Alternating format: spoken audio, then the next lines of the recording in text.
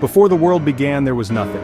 There was only darkness, no sun, no moon, no stars. It was empty and silent, no wind blew, no rivers flowed. There was no ground to stand on, no air to breathe. Then God came.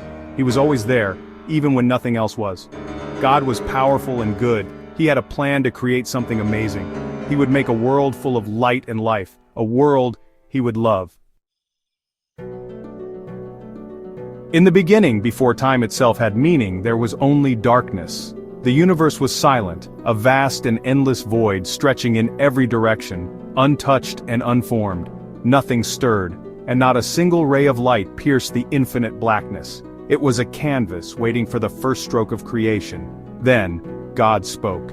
His voice, powerful and commanding, echoed through the emptiness, reverberating across the silent expanse. With a single phrase, he shattered the stillness. Let there be light. In that instant, the universe was forever changed. Light exploded into existence, brilliant and pure, flooding the darkness with warmth and energy. The emptiness was transformed as radiant beams stretched outward, illuminating every corner of the void. Shadows fled before the advancing light, and the first colors began to dance across the newborn world. God gazed upon the light, and he saw that it was good.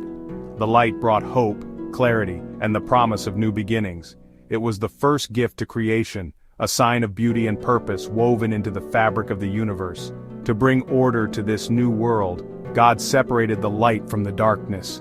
He drew a line between day and night, creating a beautiful contrast that would shape the rhythm of life. The interplay of light and shadow became the heartbeat of creation. He called the light day, a time for life to awaken, to grow, and to thrive. Under the sun's golden rays, the world would be filled with energy and possibility. Day would become a symbol of hope, activity, and discovery. And the darkness, he called night, a time for rest, reflection, and dreams. Night would offer peace and renewal, a gentle pause in the cycle of creation. Beneath the stars, the world would find comfort and the promise of a new dawn. Thus, the first day came to an end. The universe, once empty and silent, now pulsed with light and shadow, with the beginnings of time and order. The stage was set for wonders yet to come as the cosmos began to take shape. But God's work was not finished. With each word he spoke, new wonders emerged. The world began to blossom with possibility, filled with the promise of life and the marvels of creation yet to unfold. On the second day, God commanded, "Let there be a sky above the waters." His voice rang out with authority, shaping the very atmosphere that would cradle the earth. And so the sky appeared, a vast expanse arching gracefully above the waters. The clouds gathered, separating the waters above from those below, just as he intended. The heavens took their place, a shelter for the world beneath. This was the second day, and creation continued to unfold in beauty and wonder. The universe, once formless and empty, was now alive with light, sky, and the promise of all that was yet to be. In the beginning, the world was a canvas of endless water, stretching as far as the eye could see, shimmering beneath the vast expanse of the heavens. The air was filled with anticipation, as if the earth itself was holding its breath, waiting for something extraordinary to happen. Then, with a voice that echoed through the silence, God spoke, "Let the waters under the sky be gathered together." At that moment, the world awaited its shape, poised on the edge of transformation. Let dry land appear, and it was so. The waters began to pull back, swirling and receding as if obeying a gentle command. Slowly the earth began to take form before the heavens, rising from the depths, revealing the first hints of mountains, valleys, and plains. The world was no longer just water and sky, it was becoming something new, something full of promise. The waters flowed into their places, carving out rivers and lakes, shaping the land with every gentle current. The ground emerged firm and steady, revealing new landscapes and endless possibilities. Where once there was only ocean, now there were shores and riverbanks, places where life could one day flourish. God called the dry land earth, and the gathered waters he called seas. With these names, he laid the world's foundations, giving identity and purpose to every hill, valley, and wave.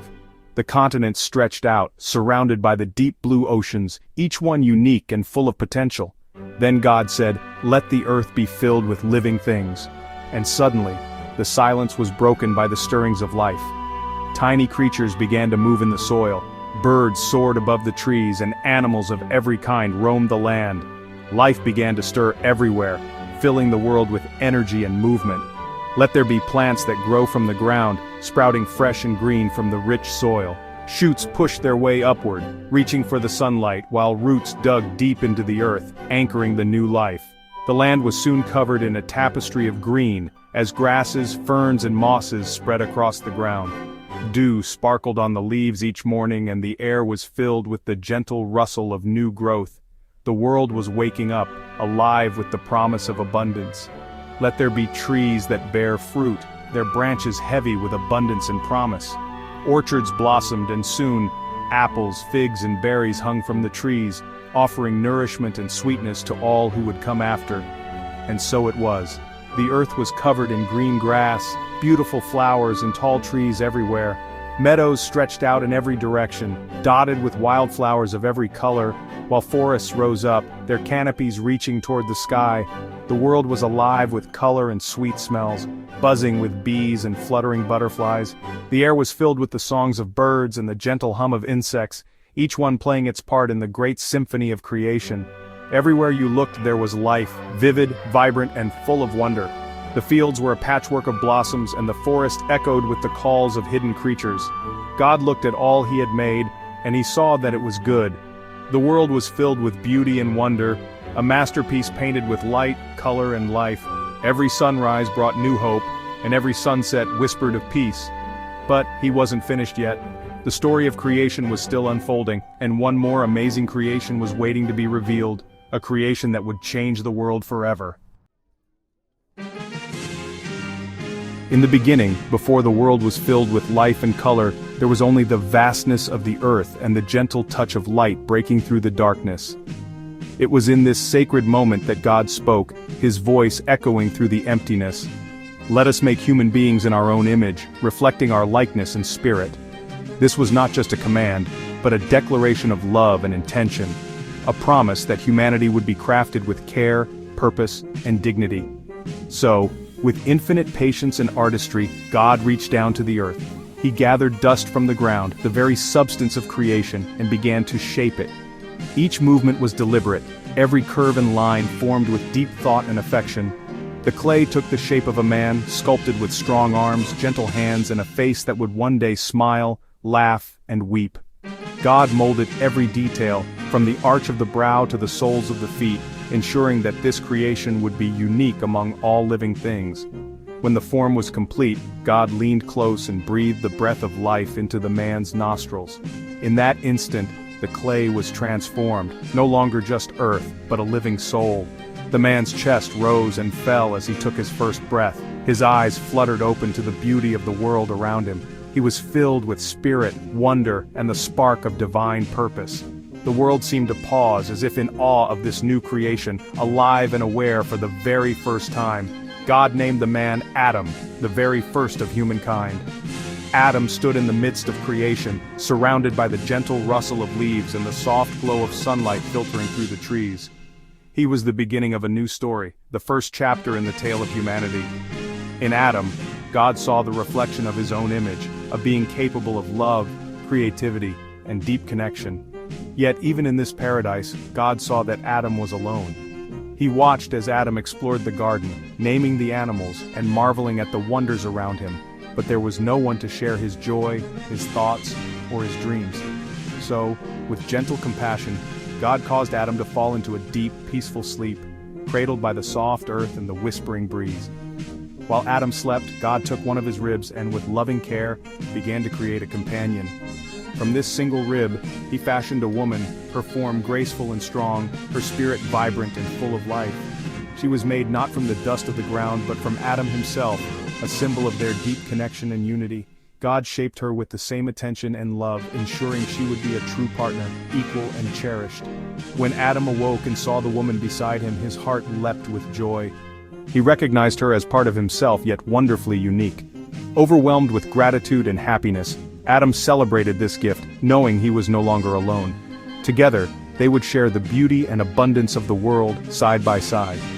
Adam called the woman Eve, for she would become the mother of all living.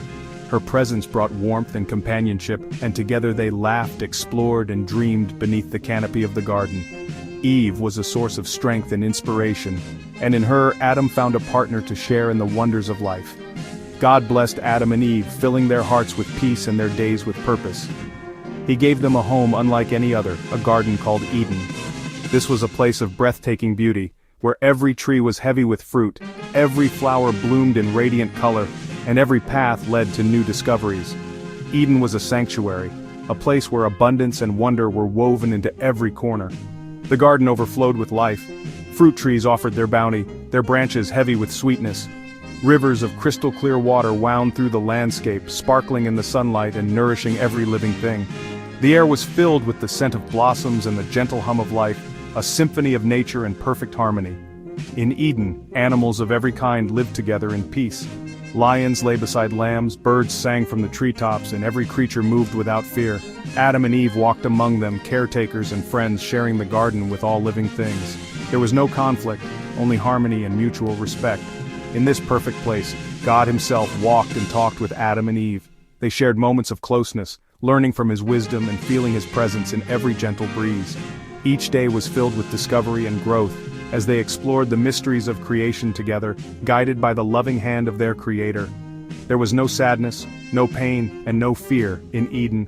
Peace flowed like a river through every heart, and contentment filled every moment. The world was untouched by sorrow, and every sunrise brought new hope and joy.